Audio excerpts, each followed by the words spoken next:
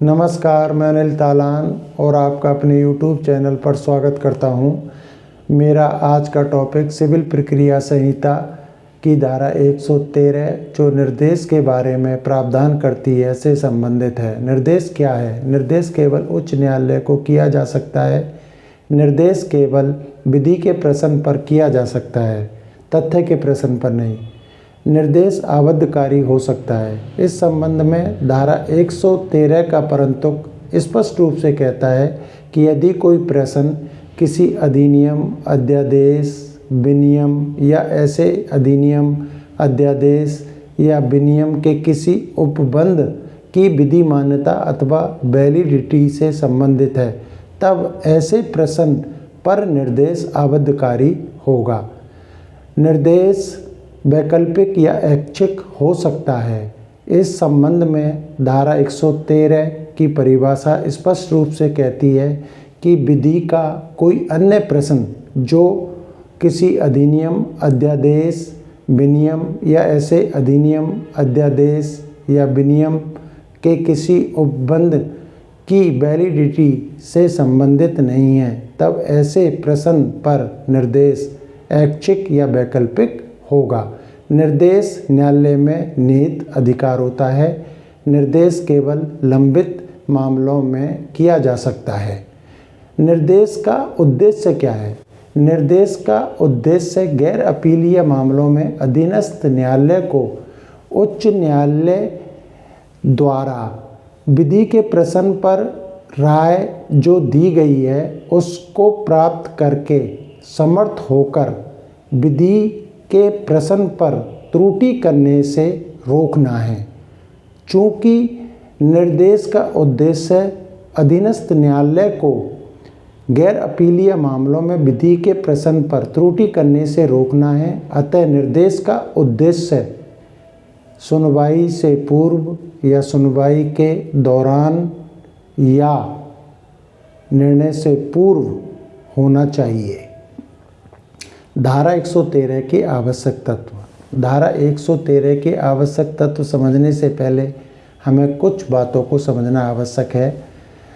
CPC की धारा 113 स्पष्ट रूप से कहती है कि केवल गैर अपीलीय मामलों में निर्देश किया जा सकता है, अतः वाद और अपील को समझना आवश्यक है। वाद से तात्पर्य ऐसे वाद से है जिसमें पारित आज्ञप्ति अपील योग्य नहीं होती है। अपील से तात्पर्य ऐसी अपील से है जिसमें पारित आज्ञप्ति की द्वितीय अपील हाई कोर्ट में नहीं होती है। अब हम धारा 113 के आवश्यक तत्वों की विवेचना करेंगे।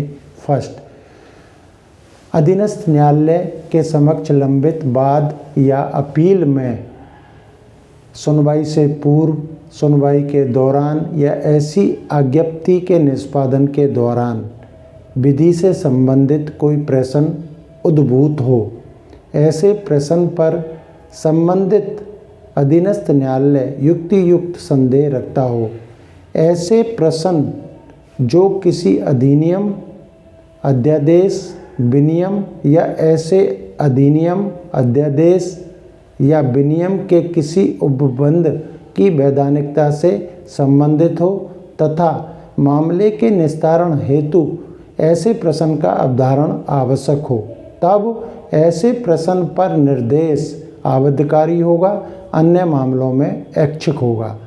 धारा 113 को ऑर्डर 46 के साथ पढ़ा जाना चाहिए। ऑर्डर 46 धारा 113 की प्रक्रिया को समझाता है।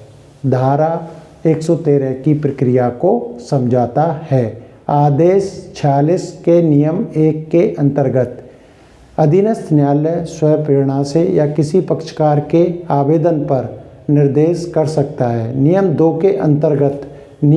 के अंतर्गत निर्देश के लंबन के दौरान अधीनस्थ न्यायालय अपने समक्ष लंबित कार्रवाई को स्थगित कर सकता है। वह चाहे तो मामले की सुनवाई जारी रख सकता है।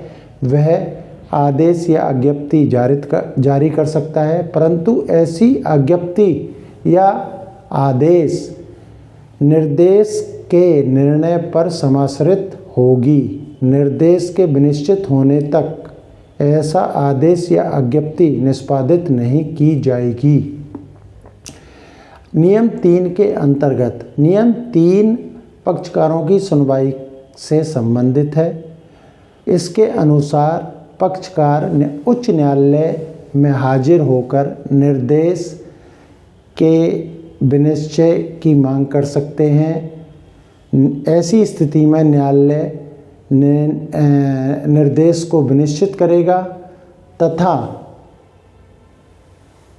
निर्णय की प्रति अधीनस्थ न्यायालय को प्रेषित करेगा। अधीनस्थ न्यायालय तदनुसार लंबित मामले को निस्तारित करेगा। नियम 4 कॉस्ट से संबंधित है। इसके अंतर्गत निर्देश का व्यय मामले का व्यय समझा जाएगा। इस संबंध में एक बात उल्लेखनीय है। शहर लेकर बनाम अग्रवाल 1968 बॉम्बे का बाद इस संदर्भ में उल्लेखनीय है, जिसमें धारित किया गया है कि नितांत अवांछित संदर्भ होने पर उच्च न्यायालय न्यायाधीश को यह निर्देश दे सकता है कि वह निर्देश का व्यय व्यक्तिगत रूप से चुकाए। नियम 4A को 1951 के द्वारा अंत्यस्थापित किया गया है। यह घोषणात्मक है। इसके अनुसार नियम 2, 3 तथा 4 आबद्धकारी तथा ऐच्छिक निर्देश पर लागू होंगे। नियम 5 के अंतर्गत उच्च न्यायालय निर्देशित प्रकरण को संशोधन हेतु लौटा सकता है। वह अधीनस्थ न्यायालय द्वारा पारित आदेश या अज्ञप्ति को परिवर्तित, निरस्त या अपास्त कर सकता है। नियम 6 के अंतर्गत ऐसा न्यायालय जिसके समक्ष कोई बात संस्थित किया गया है किंतु जिसे यह आशंका है कि वह वाद लघुवाद न्यायालय द्वारा संज्ञान योग्य है अथवा नहीं, निर्देश कर सकेगा। नियम 7 अधीनस्थ न्यायालय द्वारा क्षेत्राधिकार की त्रुटि से संबंधित है। इसके अनुसार यदि मामला लघुवाद न्यायालय द्वारा संज्ञान योग्य है अथवा नहीं, तब जनपद न्यायाधीश पुनरीक्षण हेतु निवेदन कर सकता है। इसी के साथ मैं अगले वीडियो में आपसे फिर मिलूँगा। तब तक के लिए गुड बाय।